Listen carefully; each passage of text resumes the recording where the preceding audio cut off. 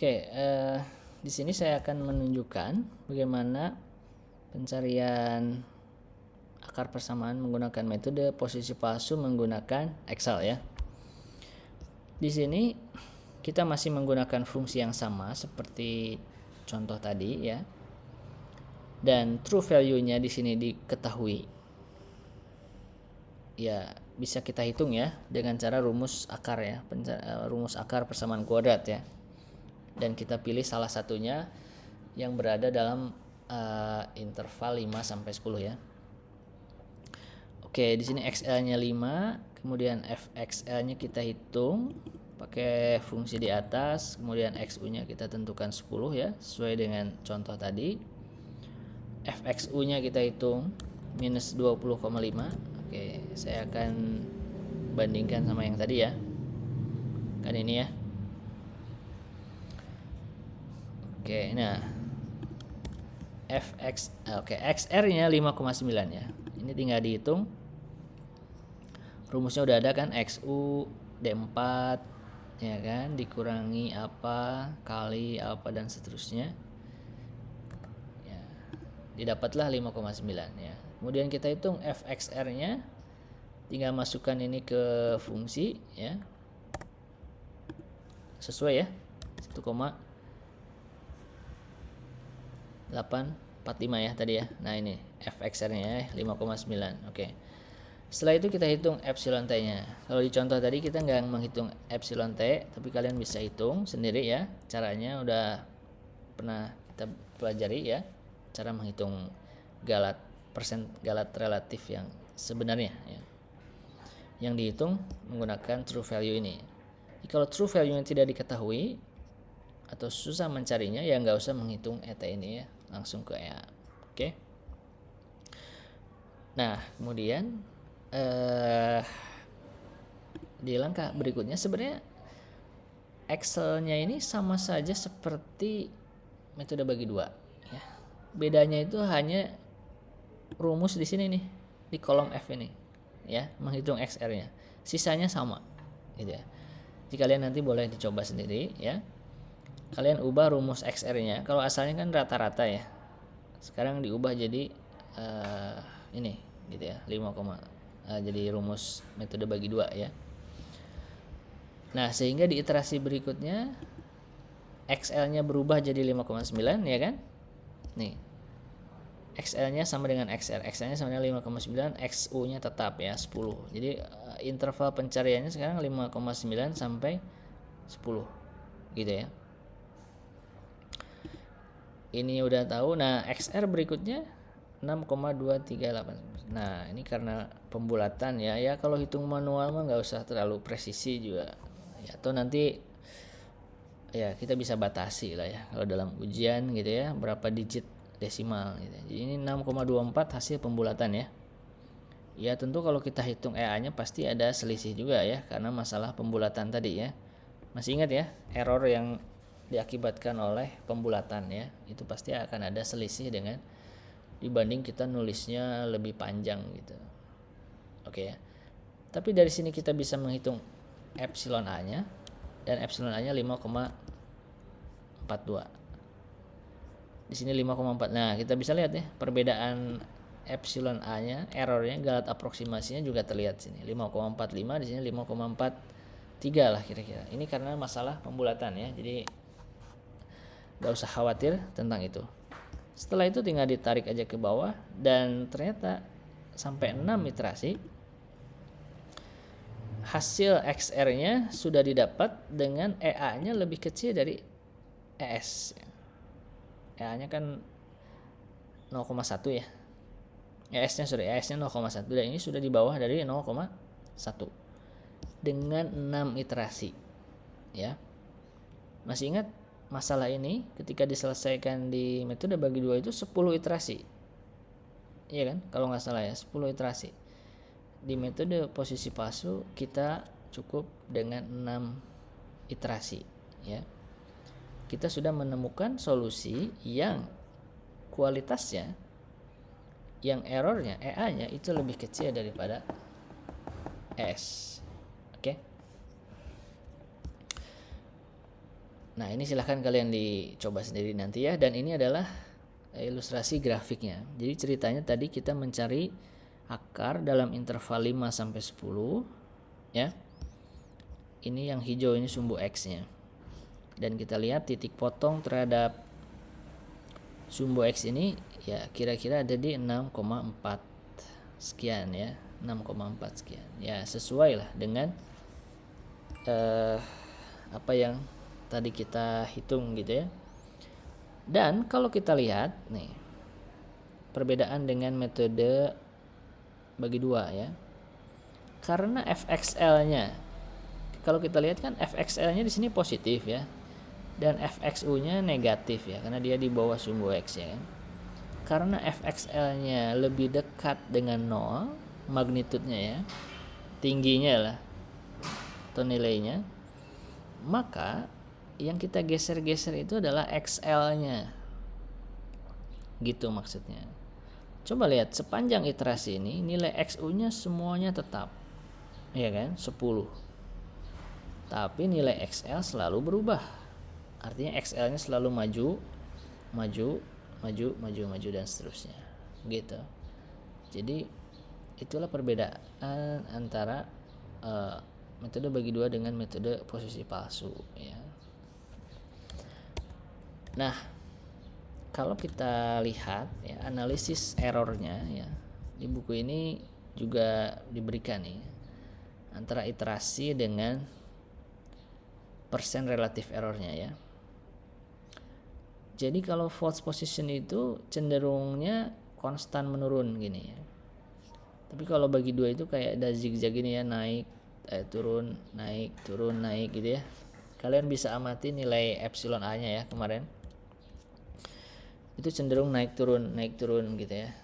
Tapi kalau false position itu dia penurunannya cenderung linear gini. Nah, jadi lebih efektif lah. Itulah kenapa metode posisi palsu ini lebih efektif dibanding metode bagi dua. Oke.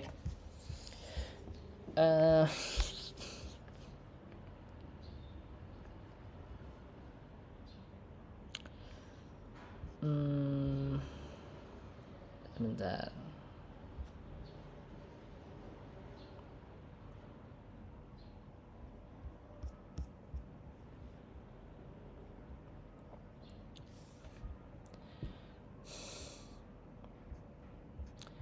Kita coba lihat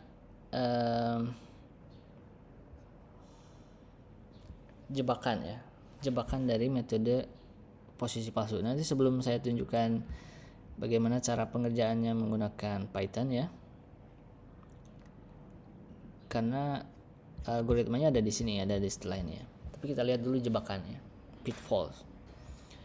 Nah, meskipun metode posisi palsu ini tampaknya selalu mengurung akar ya dan terlihat seperti lebih baik daripada metode bagi dua ya, akan tetapi ada kondisi atau ada kasus di mana metode ini tuh sebenarnya performanya kurang bagus ya. Nah, ini contohnya. Dan pada contoh ini bahkan yang metode bagi dua yang lebih bagusnya gitu ya. Ya. Jadi memang mungkin secara umum metode posisi palsu itu lebih baik daripada metode bagi dua ya.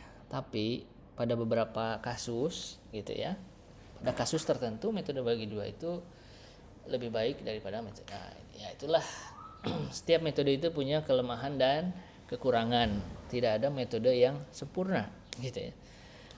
Jadi metode bagi dua juga tetap dia punya kelebihan ya. Ya, sama halnya lah kayak manusia gitu ya. Tidak ada yang sempurna ya.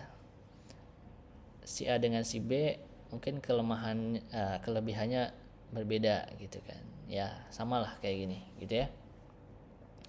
Tidak ada metode yang sempurna. Nah, di sini ada kasus di mana metode bagi dua itu lebih bagus daripada metode posisi palsu. Kita coba lihat ya. Kita mau mencari akar untuk fungsi ini ya, x pangkat 10 dikurangi 1 ya. Dimana range-nya dari 0 sampai 1,3 ya. Oke, kalian sudah tahu ya gimana cara menghitung ini. Di sini nilai f-nya nggak dimasukin ya, hanya mencantumkan xl, xu, xr, ea dan et ya. Ini XL-nya 0 bukan 13, 1,3 ya. XU-nya 1,3 ya. XR-nya ini kalau bagi 2 ya, berarti rata-rata ya. 0,65 ini rata-ratanya. Nanti hitung nilai fungsinya, terus hitung errornya. Nanti di iterasi kedua dicek dan seterusnya. Gitu ya. Dan kita lihat di sini bagaimana penurunan errornya ya. Nah, setelah 5 iterasi ya. Jadi setelah 5 iterasi galat yang sebenarnya itu berkurang di bawah 2% ya. Ini 1,6 ya kan. Nah, bagaimana kalau metode posisi palsu ya? Ternyata metode posisi palsu itu hasilnya sangat jauh sekali ya. Kita lihat di sini XL dan XU-nya sama, XR-nya ya menggunakan rumus metode posisi palsu ya. Terus di iterasi kedua, 3 dan seterusnya sampai 5 iterasi, dan kalau kita amati errornya, galat yang sebenarnya ya, ini masih cukup besar ya. Sebenarnya terjadi penurunan tapi dia lambat. Gitu.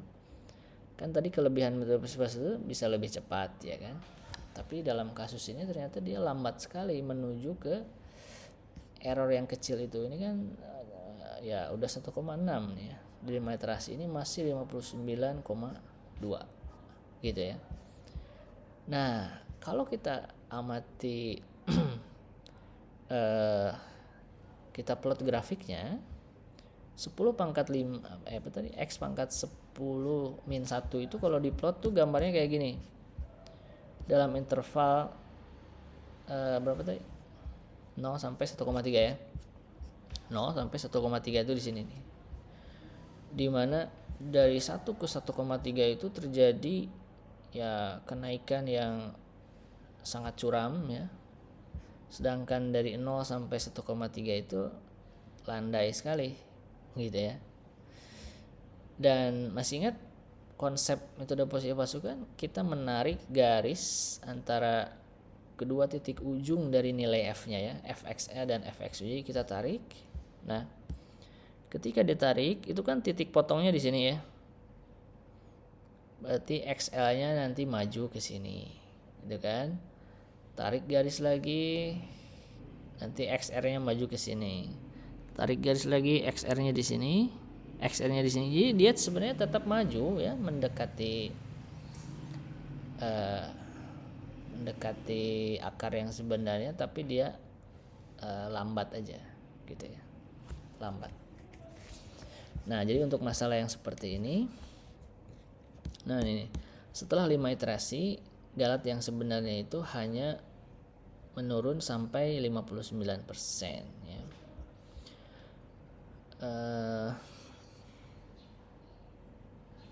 Sehingga the approximate error is misleading. Jadi yang galat aproksimasinya misleading ya. Jadi kalau kita lihat nih, ini kan seperti 17% EA-nya ya, tapi sebenarnya masih jauh ya kan. Ini baru 59,2% gitu. Ya, misleading tuh berarti kehilangan arah lah gitu ya. Insight into this result can be gained. Okay.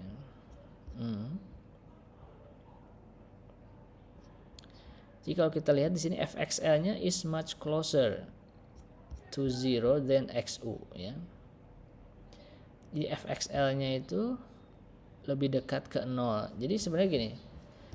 Kan kenapa XL-nya yang maju karena nilai Fxl-nya lebih dekat ke 0 ya kan. Lihat nih, jarak dari 0 dari sumbu X ke sini lebih dekat daripada dari sumbu X ke titik ini ya kan. Jadi kita asumsikan itu kan jarang terjadi ya. Cuman pada kasus ini jadinya bermasalah gitu ya. Jadi XL-nya yang maju gitu kan. Kan tadi asumsinya kalau Fxl-nya lebih dekat ke 0, XL-nya aja yang maju karena lebih dekat ke XL gitu kan. Ternyata enggak pada kasus ini, iya kan? Jadi ini gini dan seterusnya gitu. Itu yang membuat dia lama ya. Oke. Nah, because of the shape of the prism. Jadi karena bentuk dari fungsinya ya. Oke. Itu kekurangan dari ya atau jebakan ya. Jadi sepertinya caranya udah bagus, ternyata tidak semua kasus gitu ya bisa diselesaikan dengan cara itu. Oke. Nah,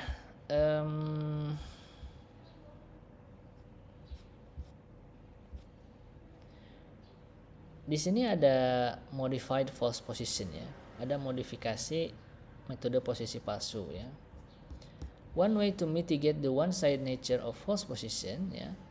Jadi salah satu cara untuk memitigasi ya fenomena satu arah dari metode bagi dua. Jadi maksud satu arah tuh metode bagi dua tuh kalau udah XL yang bergeser ya udah seterusnya gitu, XU-nya tetap gitu.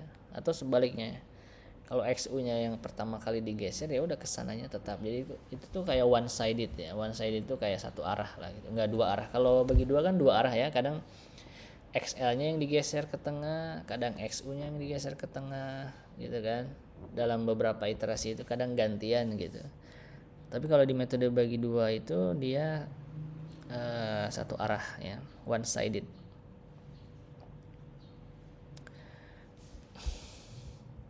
Nah, sehingga di sini kalau mau modifikasi itu ya ini to have the algorithm. Jadi si algoritmanya itu harus punya kemampuan untuk mendeteksi kapan one of the bounds is stuck ya. Jadi kapan kapan mandek lah gitu ya. Kapan stuck ya. Kapan salah satu batasnya itu stuck. Bisa yang kiri atau yang kanan ya. If this occurs, jika ini terjadi maka the function value at the stagnant bound can be divided in half. Maka nilai fungsi yang stagnan ya, batas yang stagnannya itu bisa dibagi dua, bisa dibagi setengahnya. Nah, itulah kenapa ini disebut dengan modified false position ya. Oke. Ya, contohnya seperti ini. Ini kan terjadi pelambatan ya. Maksudnya lambat gitu penurunannya. Berarti kan ini ada yang aneh, ya kan? Ada yang aneh. Jadi ketika ini terjadi nih 90. Nah, ketika ini terjadi maka si algoritmanya harus punya kemampuan untuk mendeteksi ini. Ini berarti stuck nih kan. Ya, beda banget dengan contoh yang tadi ya. Oh, tapi ini 5 koma sih ya. Ya, kita bisa mengamati lah penurunannya gimana ya. Tapi kalau ini kan jauh ya. Nah, saya katanya kalau ini terjadi ini seperti stuck gitu ya, maka bukan kita langsung bagi dua katanya si batasnya ya. Jadi yang XL-nya mungkin akan maju ke tengah gitu ya. Nah, itu yang dimaksud dengan metode posisi bagi dua ya. Oke. Nah, efektivitas dari algoritma ini yang modifikasi ini ditunjukkan dalam contoh 5.6 ya. Nah, ini algoritmanya sebenarnya, tapi kita entah 5.6 tuh mana ya.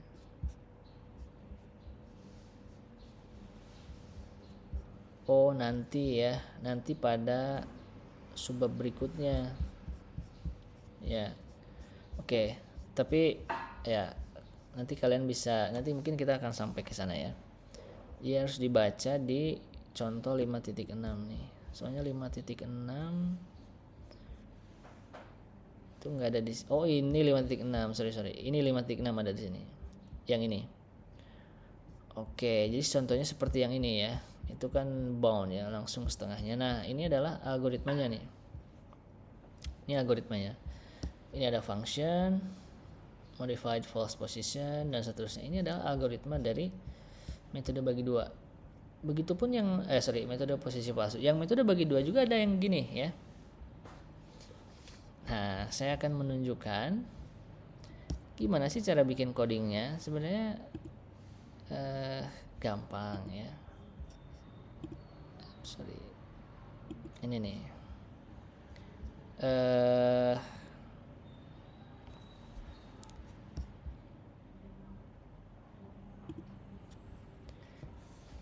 Metode posisi palsu ya. Nah, pertama kita tentukan dulu fx-nya. Masih ingat kalau di Python waktu dasar programan belajar Python kan ya?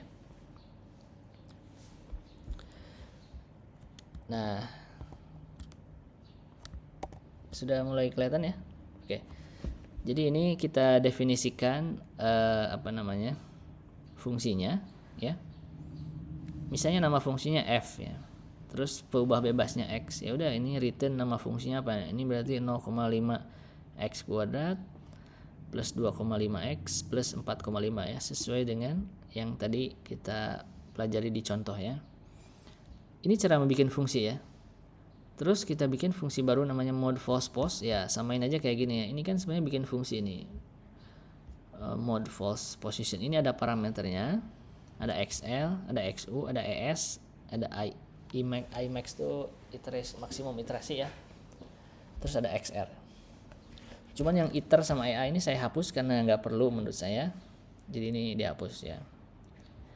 Nah, setelah itu iter sama dengan 0. Saya tulis iter sama dengan 0. Terus FL sama dengan FXL ya.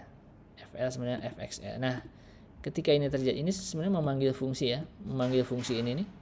Jadi kalau di sini namanya F, ya di sini juga F ya. Kalau di sini G, di sini juga G. Si XL-nya dimasukkan ke fungsi gitu. Nanti akan hasilnya nilai fungsinya ya, disimpan di FL gitu ya. Terus ada FU sama dengan FXU gitu kan. Nah, terus di sini ada sebenarnya di sini ada do while ya. Jadi kalau dalam bahasa pemrograman seperti C++ itu sebenarnya ada do while ya. Cuma karena di Python nggak ada, jadi ini tuh kayak pengulangannya selalu benar ya. Makanya sini while true gitu ya. XR all sama dengan XR gitu ya. Terus XR-nya sama dengan, nah ini rumus XR-nya di sini ya, XU dikurangi FU kali yang rumus metode posisi palsu itu di sini ya. Sama persis kayak gini. Ketik aja kayak gitu. Terus hitung FR sama dengan FXR ya. Iter sama dengan iter plus 1. Nah, jika XR ini tuh simbol tidak sama dengan ya. Nah, karena kita pakai Python, jadi tidak sama dengannya pakai tanda seru sama dengan ya. Maka hitung EA-nya absolut. Nah, dalam Python A-nya kecil ya, absolut ini. XR min XOR. Setelah itu hitung tes sama dengan FL kali FXR, FL kali FR ya. Ya ini untuk ngecek kita akan memperbarui intervalnya kemana gitu ya.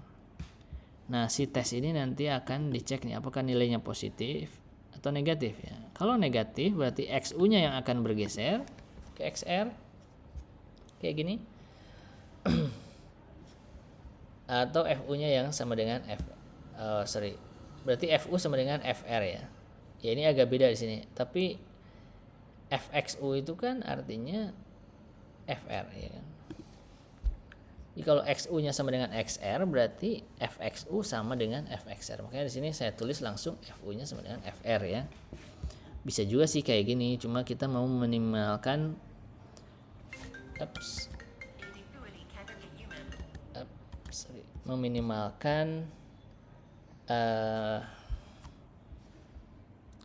meminimalkan apa namanya? Pemanggilan fungsi ya, meminimalkan pemanggilan fungsi gitu. Oke, kemudian nah yang IU ini, IU, IL, if ini saya nggak pakai karena ini itu yang modifikasi tadi ya. Jadi yang saya tulis di sini yang versi bukan modifikasi ya.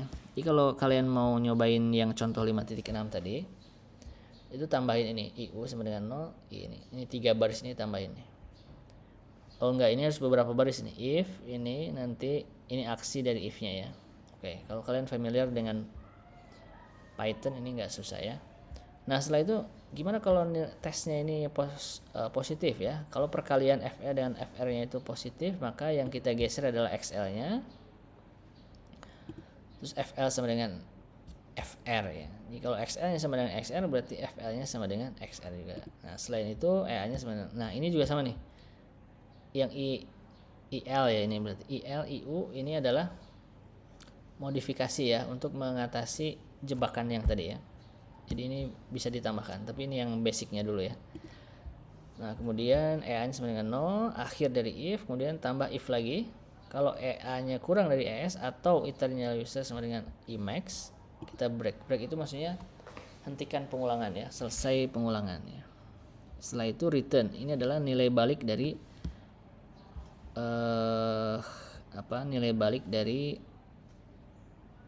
fungsi ini nih, mode false post. Jadi dia akan menghasilkan tiga variabel, berapa akar yang dihasilkan, dalam berapa iterasi, dan berapa sih errornya gitu ya. Nah, baru di sini pemanggilan fungsi nih. Parameternya apa aja? XL-nya 5, XU-nya 10, kemudian ES-nya 0,1 misalnya. Karena 0,1% kan. Emax-nya misalnya 100 kali.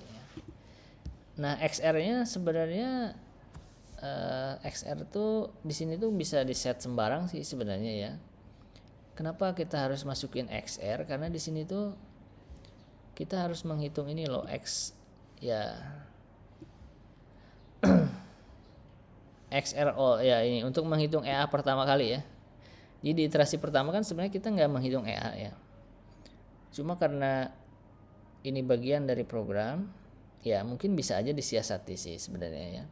Cuma karena ini bagian dari program, jadi kita harus menentukan XR yang lamanya. Makanya XR yang lamanya udahlah kita set sembarang aja mau berapapun ya, karena errornya nggak akan kita lihat ya. EA pertama itu kan nggak akan kita lihat ya.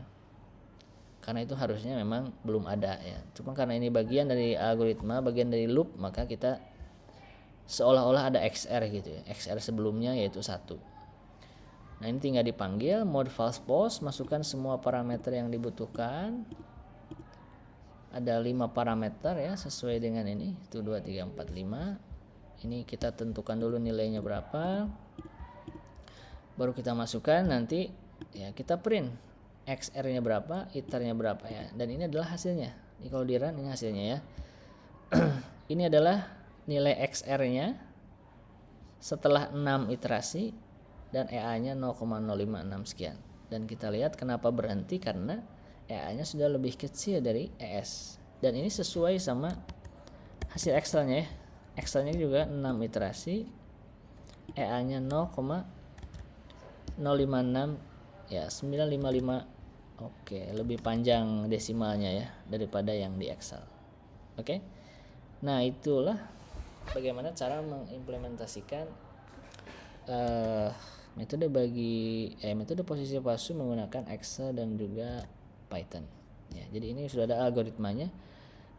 Kalian tinggal ubah dalam ini. Di sini saya pakai Google Colab ya. Oke, sampai sini ada yang mau bertanya?